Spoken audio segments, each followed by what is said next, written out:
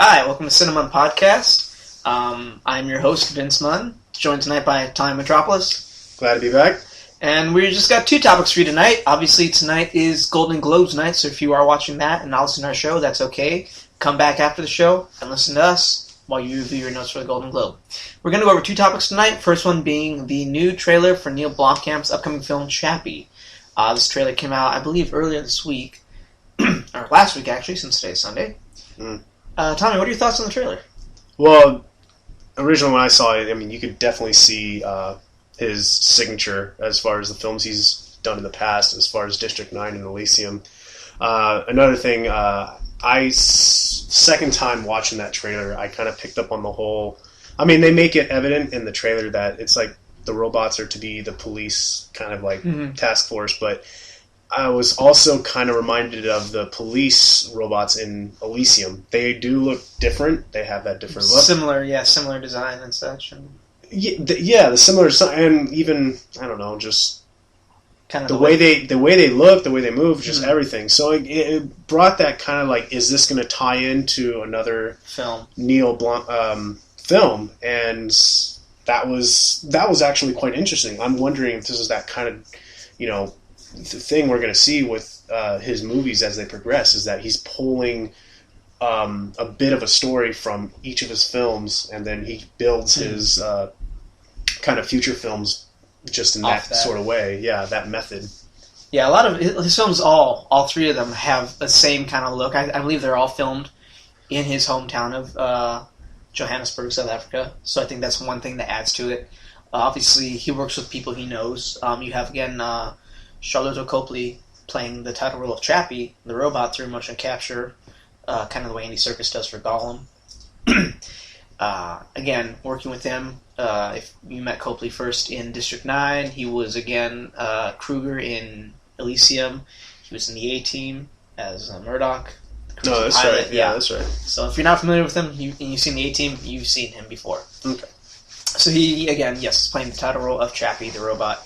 I thought it was a very different perspective, because from the first trailer, the first preview, it seemed like it's just one little robot who is built to be sentient, self-aware, be able to feel, to be able to learn, to grow as a person, even though he's a robot. Right. And this one gave it a much more different feel, that there are hundreds, if not thousands, of these robots that are police force. And it made me think a little bit of RoboCop. A little bit. Because they are robots used for a... for police force. Even that big one that Hugh Jackman kind of drives looked like the ED-209 from RoboCop and the reboot of RoboCop from last year. And so that was the first thought that came to me. And so it seems like they take one of these hundreds of police robots and tweak his system to where he is quote-unquote alive. He's self-aware. Right. He can grow. He can learn. He can be more than what he was designed for. And I think it's really neat the way they presented it as more from a third-person point of view. You're seeing the good and the bad. You're seeing Jackman and Sigourney Weaver, who's also in the film, from their point of view of the danger of this robot, to Dev Patel, who's playing his designer and creator, as this is something good, and it's the next step in human evolution, good or bad. And that's really the question I think that the film's going to present, is this good or bad, going forward with AI in this way. I liked it. The action looks good. A lot of the camera work looks very familiar, very similar. So obviously, it's not really going to feel fresh as in style or technique or even lighting. It all kind of looks the same from film to film to film. The only thing I'm hoping is different is, again, the story. I'm hoping it's much more character-driven than Elysium was. District 9 was a wonderful film. I can't believe it's already been 6 years since that came out. Good. It's three films in 6 years from one director. And while District 9 was so well received, Elysium was not. So this one right now for Chappie is really kind of up in the air. The thing really drawing a lot of people, I think, to it is the casting. You have big names like Hugh Jackman in there, like Sigourney Weaver, who are big sci-fi and comic book stars. Right. And that will really draw it in. Plus, you have now the use, again, of motion capture is a big draw for people now as a new form of acting. In this day and age of film. Another thing, too, just going back to... we just had it. It was Chappie was kind of reminding me. Well, first off, the Chappie thing being that there's multiple. Now we know that there's multiple robots and all that stuff.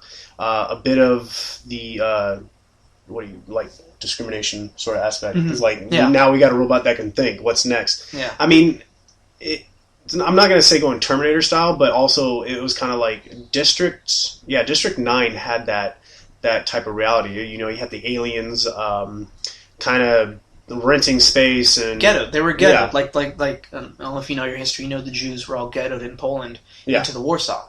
And District 9 had that feeling of these aliens all here in one area. That was their district. That's what District 9 was. Right. Was all aliens, yeah. Right. So in kind of in this movie, I'm anticipating if there's going to be a type of prejudice between the humans and the machines. I mean, the machines being that they can't think or whatever, but now that they got a robot to think, how does that affect society? How does, being the fact that it's like, hey, this company can actually create these things to feel on command. They can create them to attack on command.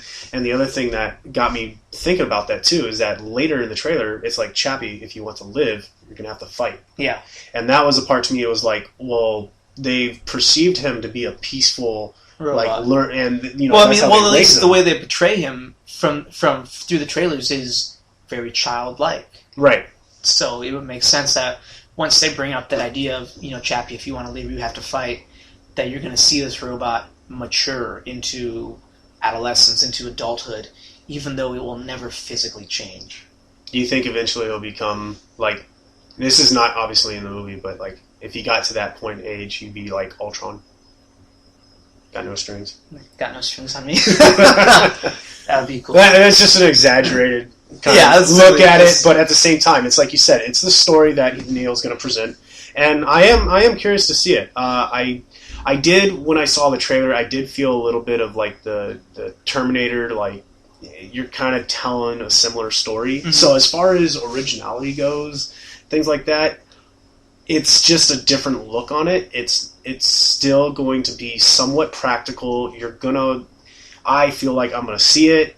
I'm gonna know how probably 70% to 80% of the story is gonna happen within the first 10 minutes in the movie. Mm-hmm. And I've done that with past movies, such as not trying to sidetrack here, but like Avatar. Avatar is a story that's been retold so many times. Yeah. Dances with Wolves, Gone with the Wind? Dances with Wolves, Pocahontas, Ferngully, even too. Yeah, even Ferngully. It's like I watched that the other day. I'm like, yeah. It's very much a very familiar story. You see it over and over again. It's simply the way it's presented. Right. And Neil still got his signature on the three films, like as the way they're presented, South Africa, that kind of ambiance and vibe. But I'm just a bit curious. Is like, what is the story did Chappie have to present? That's where trailers got to be a bit more. I don't want to say showboat, but they gotta show a bit more flair, because if I'm seeing a story that looks similar to a movie that I've already seen, I'm not really entitled to go see it. So, or thrilled, I guess you'd say. Well, for our next topic, we're going to go into our personal top 5 most anticipated films for 2015. We each have comprised a list of 5 films that we are looking forward to the most this year, to see, to watch, to review, and so on and so forth. So, Tommy, let's start with your top 5. What would be your top 5 films you're looking forward to the most in the next year?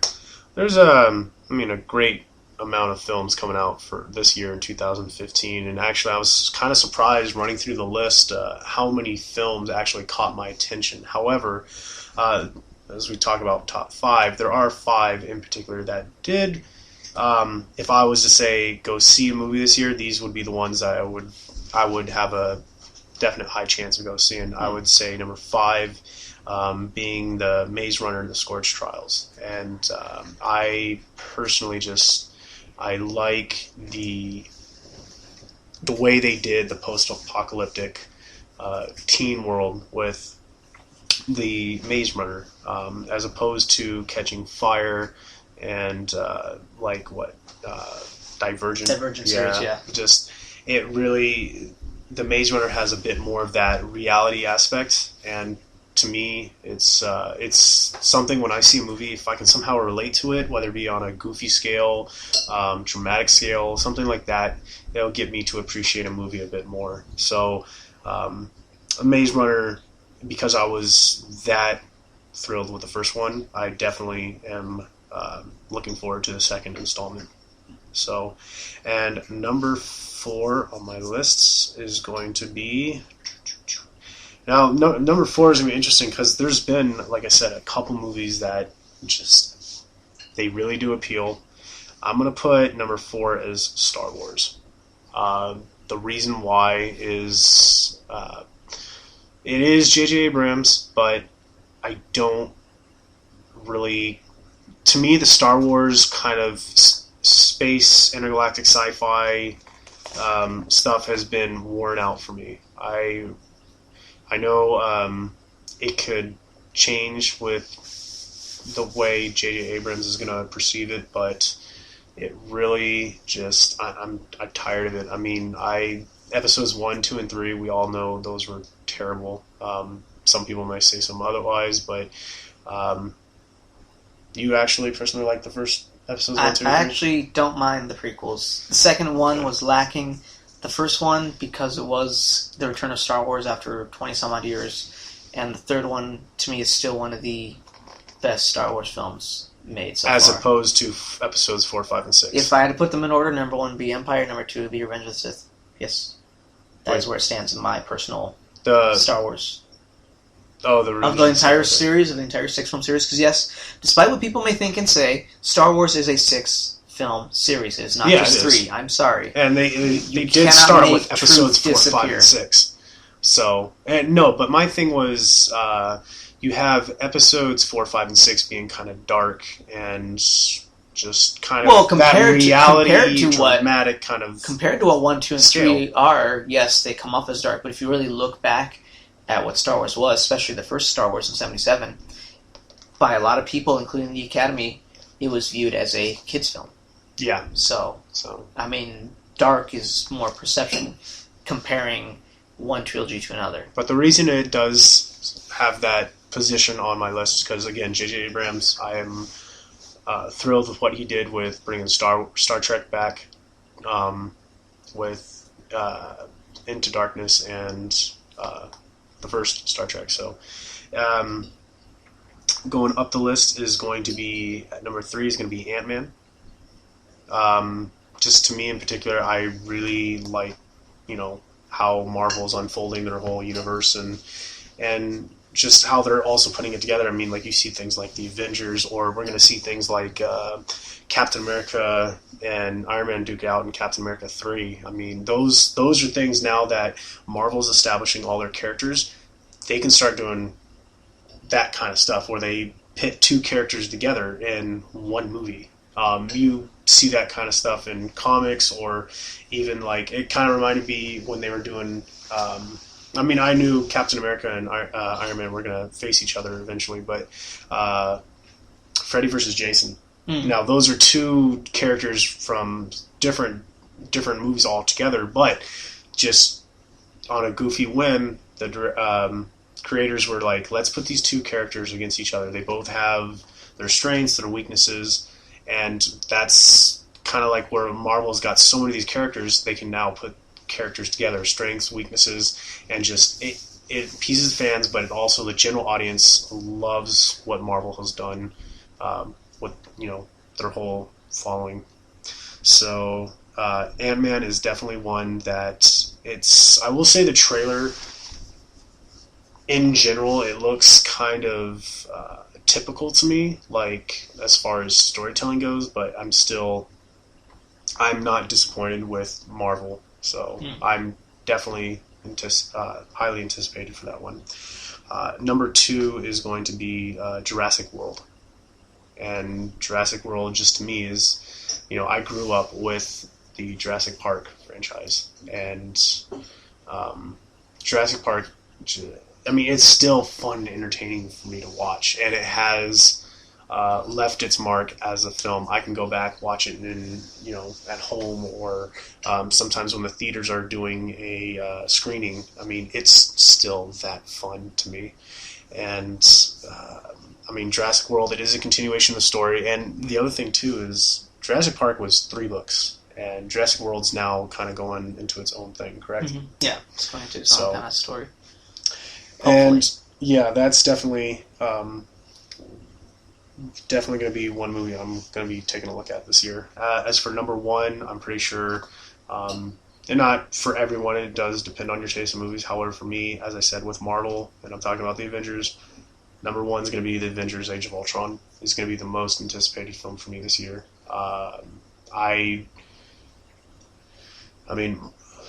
One thing we talk about as far as formula, movies, things like that, is just Marvel's got that formula down. They've brought the cast of characters together before, so the second time around, it's going to work. I do like the story of Ultron being that kind of rogue AI that understands what his purpose is, but he actually, as an AI, understanding how powerful he is, he can set things straight himself. He doesn't need a team. He doesn't need to tell him what to do. He can go out and complete the tasks on his own. And that's where he's taking command. That's where he becomes the villain. And to me, just the look of Ultron himself looks very sinister. But those are my top 5, and I'm pretty sure you have the same say in a couple of mine. Yeah, I do. My top 5 films for this coming year, for the next 11, 12 months. Number 5 for me would be Peanuts. The new film coming, I believe, from Blue Sky Studios, is adapting Charles Schultz's classic Peanuts comic strip into a 3-dimensional animated film. And by that, I don't mean necessarily in 3D, although I do think it will be coming out in 3D. Excuse me. But the animation itself will be 3-dimensional animation, like most animation is. It'll be done with CG. But the look of it, at least from the trailers that it's come out, is very classic Schultz art. It's that very kind of shapes. It's a lot of shapes, a lot of rounds, a lot of edges, and the voice cast is great. The sound, obviously, if you grew up watching any of those Peanuts cartoons, like Snoopy Come Home, Merry Christmas, Charlie Brown, Happy Thanksgiving, Charlie Brown, any of those, you are familiar with the sounds of the characters, the sounds of Snoopy, the sounds of Charlie Brown falling on the ground, the sounds of Schroeder's piano, the sounds of Woodstock laughing, or as he flutters about. And all those sounds are present in this trailer, and that just makes it hit home as something you grew up with. I mean, on Sunday mornings for me, the big thing was getting the newspaper, for those of you who still read newspapers, putting the comics section out, and the first one at the very top of the comics page was Peanuts by Schultz. And so it was always the first thing I read every Sunday. So that just makes it a little more deeper for me. And so it's one I'm really excited about, this game. Number 4 for me would have to be Ant-Man. Marvel Studios can almost do no wrong. I say almost because they have had 1 or 2 hiccups, but they've learned from them. And they've learned for the better. And obviously they've proven that they can take a no-name franchise and make a big hit with Guardians of the Galaxy. That has proven that. So, case closed. Ant-Man, while a very different take, a lot of people are still bitter and sore about Edgar Wright leaving the production of that film. I don't care. I am an Edgar Wright fan. I like his films, Scott Pilgrim, again, the Cornetto trilogy. He's a great director. But, again, this is an established world. You must fit into this world. To stick out too much can ruin your film, can actually make it stick out in a bad way. And also part of that world, too, they're going with which story arc. They're going with the classic Ant-Man is Hank Pym. Right, and he's like about to retire or kind of like pass the torch sort of thing. Yeah, so. It's more of passing the torch to Ant-Man 2, which was Scott Lang, who took his place, who was mentored by Hank Pym. So Hank Pym will be present, Scott Lang present, Hank Pym's daughter, Hope Van Dyne, will also be in there. The artwork that's come out from Marvel Studios, is amazing. The first trailer, while not the best trailer, and I will say yes, it wasn't the best trailer, was still enough to intrigue me to say, yes, this is different. It sticks out from the Marvel Universe as something completely different, much the way Guardians of the Galaxy stood out. And hopefully it sticks out in a good way. So it is one I am looking forward to. Number 3 for me will be Star Wars Episode 7, The Force Awakens. It's not number one for me because I haven't seen enough. Obviously, there was a teaser trailer. It was very quick, very brief, 88 seconds. It gave me a tease, and that's all I needed to do, and it was fine. For me, Star Wars isn't still real yet for me, as far as coming out again as a new series, as a new film. Until I see Mark Hamill, Harrison Ford, Carrie Fisher, it's still not Star Wars to me. Now I understand what they're doing by presenting these new actors, these new characters. They're doing what Star Wars did back in the 70s. You had a bunch of young, no-name actors, people who you'd never seen, who wouldn't know from Adam and Eve. They're doing the same thing now with this film. We're going to present you with these people first to draw you into the world. There's stuff you're familiar with. I am excited for what JJ can do with action. He's shown he can do action with Mission Impossible 3, with the Star Trek franchise, so he can only do better with Star Wars. And obviously him growing up as a outspoken Star Wars fan from childhood, you know he's put his heart and his love into this film. And so that, I think, is what will make it beneficial and hopefully make it a great film for this year. Number 2 for me will be The Avengers Age of Ultron. Again, I am a Marvel Studios fan. I love what they've done with their work. Ultron is their ultimate bad guy for now. For now, obviously we'll be talking later about Marvel as the year goes on in their slate of films coming up. For now, Ultron is the self-aware sentient robot who wants to fix humanity by destroying it, which obviously does not work out for you or me.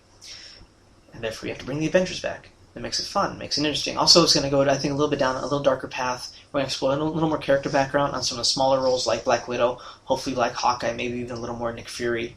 We'll really get an establishing stance between Tony Stark and Steve Rogers, Captain America, which will then lead into Captain America Civil War, which is another film I'm really looking forward to, but we'll save that for a later date.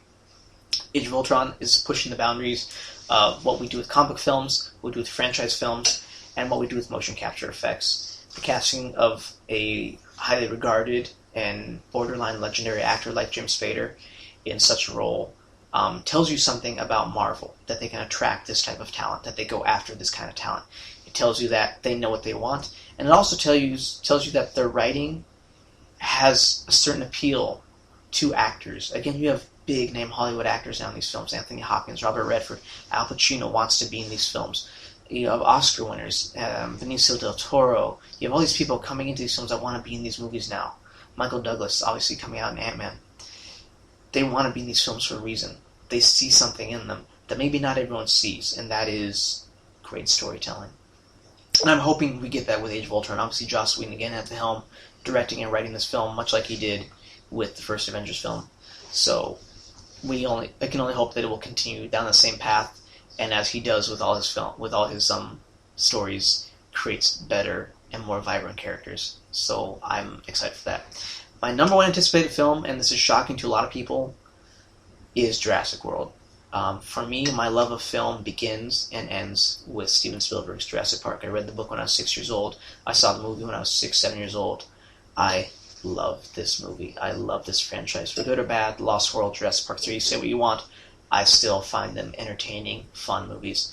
And for me, the pinnacle of film is still Jurassic Park, as far as effects, story, good acting, good direction, music. It has it all for me in one movie. It's a film I can watch over and over and over again and never get tired of it. And so for me, Jurassic World is obviously as the storyline is going, it is the realization of the John Hammond dream of a fully functional theme park that shows real live dinosaurs to a public crowd.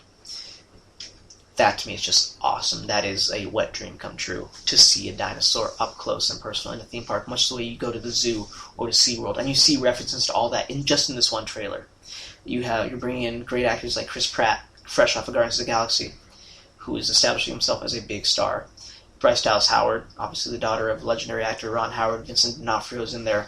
Omar Sy is in there. You're bringing back B.D. Wong from the first Jurassic Park film as Dr. Wu. Again, I don't know what he's going to be doing in this film, but I can't wait. I cannot wait to see this movie. I want to see it over and over again. I'll probably see it 5, 6 times, maybe 10 in a theater, if it's that good.